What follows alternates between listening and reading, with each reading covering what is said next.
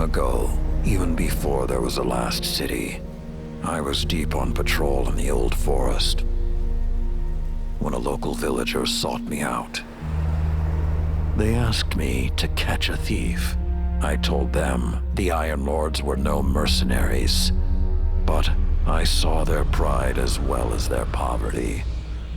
When they offered me a loaf of black bread instead of coin, I agreed.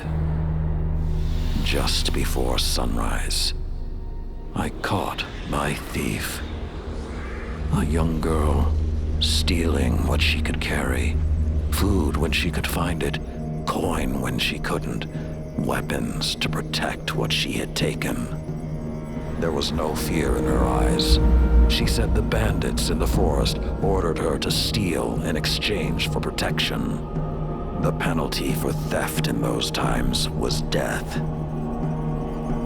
Instead, I pulled the crest from around my neck and pressed it into her hands.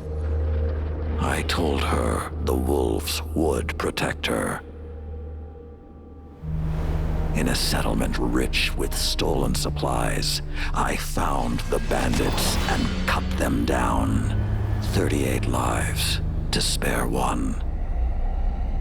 And for a time, I believed that was mercy.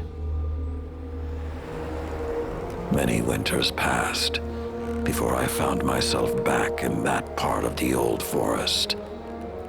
This time, no one sought me out.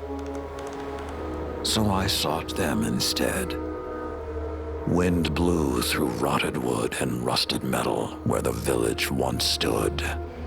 And behind it, graves. Then piled stones, then bare mounds of earth, and then a pit. My blood was high. I tore through the forest, hunting for those responsible.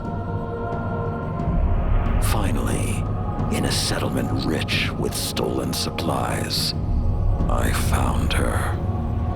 A lightless woman with my crest around her neck. There was no fear in her eyes. She spoke plainly. When the villagers could no longer tithe, her wolves no longer protected them.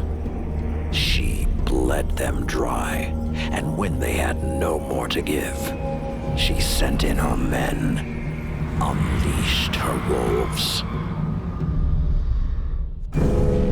Mercy to an enemy cannot come at the cost of mercy for their victims. The right path isn't always easy to find. But once you do, the only question is whether you're strong enough to walk it.